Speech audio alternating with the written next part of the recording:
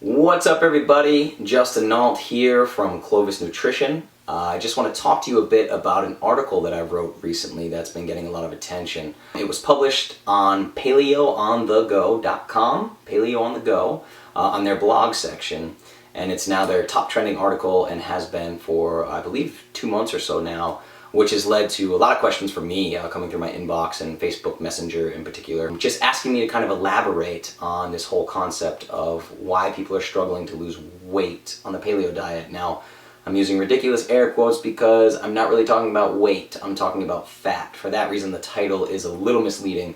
So specifically, I'm talking about why you may not be losing fat on the paleo diet. That's the ultimate goal, right? We want more muscles, we want less fat.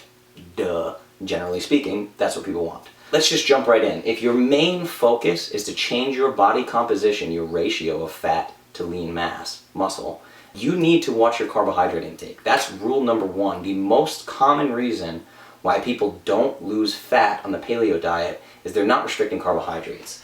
The biggest problem that I have with the one-size-fits-all approach to the paleo diet is, generally speaking, list of paleo-approved foods, list of non-paleo foods. Eat this, not that. Simple, so easy a caveman can do it. One of the reasons why I hate the caveman term so much. It's so detrimental. It's an oversimplification of the paleo diet.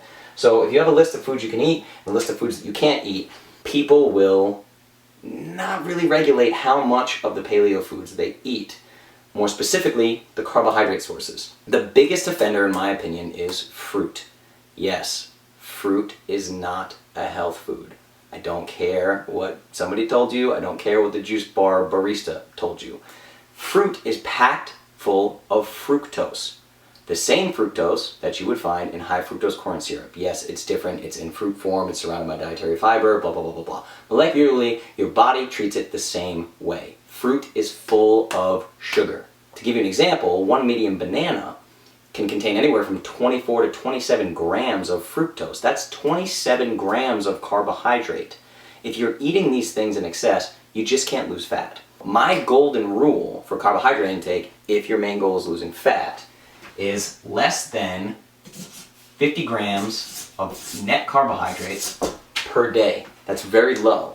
The average Western diet, I think, is somewhere between 300 and 400 carbohydrates a day. Now, for all you athletes out there who may be freaking out saying, oh my God, I'm talking to the people who are specifically trying to target fat loss. They want to change their body composition. Maybe they're a little overweight. They're not where they want to be right now. First things first, you have to get your body composition right.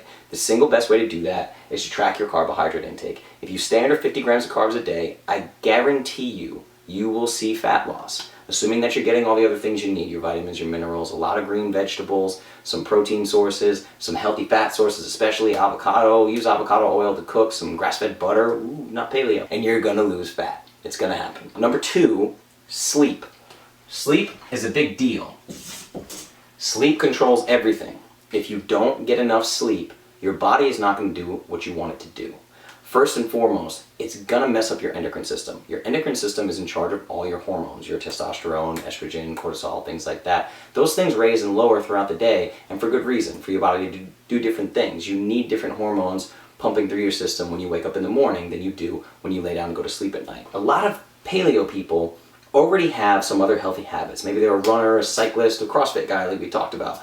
So it's this go, go, go, achieve, achieve, conquer mentality. And they're not getting enough rest. They're almost priding themselves. Like, I slept 5 hours last night, still went and hit that CrossFit WOD. Congratulations, bro. You're operating at like a 70% higher risk of injury than you were if you would have gotten 8 hours of sleep that night. It's a terrible way to go about your life. I wrote an ebook recently where I had this phrase, if your hormones are jacked, good luck burning fat. It's just not going to happen. Sleep is critical, especially if you're working out heavy. You need sleep for those muscles to recover. If you want to change your body composition for the better, you have to sleep. A couple quick tips.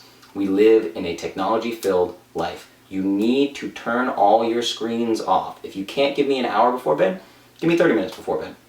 Just make sure that you're turning off your screens, you're not looking at your screens right before bed. It's messing up your melatonin production and preventing you from falling asleep at night. And even if you do fall asleep, you're not getting the restful sleep that you need. Turn those electronics off. Grab a fiction book, not a Kindle or anything with a screen on it. Just grab a fiction book and read for 30 minutes, before bed. It'll help you fall asleep. Don't read nonfiction or some business book on how to be a millionaire that's going to make your brain spin and all the things you need to do the next day for your new to-do list to be a mogul. Don't do that right before bed. And make sure your room's nice and dark, get some blackout curtains, get a sleep mask, whatever you gotta do. I'm not saying you have to get 8 hours of sleep every single night. That may not be a reality in your world. Life happens, I get it. Just make sure you're getting over 6 hours of sleep a night. And if you don't get 6 hours, do not train. You're going to hurt yourself. Number 3, which brings me to overtraining. My handwriting is lovely. I hope you can read that. Overtraining. We live in a world of what? CrossFit, endurance sports, mud runs. Did my first Tough Mudder last year. I got another one coming up this year. It's this mentality, this whole caveman diet, paleo diet. We're all badass. We're all warriors, right?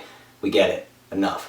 You're overtraining. If you're doing 5, 6 CrossFit wads a week, really, and you're not a CrossFit Games athlete, it's just unnecessary. You are doing more harm than good. Walk into your CrossFit gym the next time you're in one and look around and see how many people have an ideal body composition. Maybe the trainer, maybe a couple of elite athletes in there that have been doing it for a few years. Odds are you have people in there that have been doing CrossFit for 2-3 years that are still, we'll call them pleasantly plump, right? The body composition just isn't there. Reason being that if you want positive body composition changes, you're looking at easily 80 to 90% of those results coming from nutrition. 80 to 90% of your body composition results are going to come from nutrition. I promise you, it may even be more than that. That's being generous to fitness, really. If your main goal is just fat loss, you want to burn fat, all you have to do is remove the carbohydrates, aka glucose, from your system and don't give your body a choice. Your body can either burn fat or glucose for energy. If you remove the glucose, your body either dies or it burns fat. That's the way it works. This idea that 45 minutes of pumping as hard as you can on a treadmill or doing a fram wad 5 times a week is going to burn fat is simply not true. You're not burning fat just because you're engaging in physical activity. It doesn't work that way. If you're pumping your body full of carbohydrates nonstop all day, every day, you can never do enough fitness to burn that glucose off and start burning fat for fuel. You just can't. You got to limit your carbohydrates. Even you athletes out there, you're doing carb loading and things like that, and you're dumping 300, 400 grams of carbs in your body because you think it's going to help you for your workout the next day, you're probably doing more harm than good.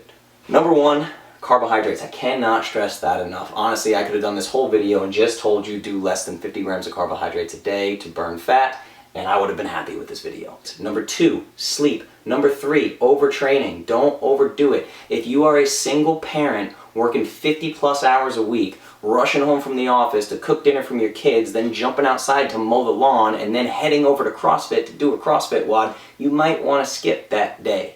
Let your body recover. You can get perfect physical fitness results in 3 workouts a week, maybe even less than that, honestly. Get the nutrition right, carbohydrates, sleep, overtraining. Those are the 3 points that I touch on in my article, Why You're Not Losing Weight on the Paleo Diet. If you want to see this article, I will link to it. You can also visit the blog at paleoonthego.com, which is where it is the top trending article right now. It also exists on my blog, clovisnutrition.com/blog. You can find it there as well. Take a look at the article, read through it. If you have any questions, feel free to give me a shout. info@clovisnutrition.com. We're on Twitter and Instagram @clovisnutrition. You can find the Perfect Paleo Powder on Facebook, or just go to clovisnutrition.com, find it all. Give me a shout, let me know your questions. I'd love to help out, and I'll answer any questions I can. Thank you so much for watching the video, and hopefully this helped, and hopefully you could decipher my chicken scratch. We'll see. Thanks for watching, guys.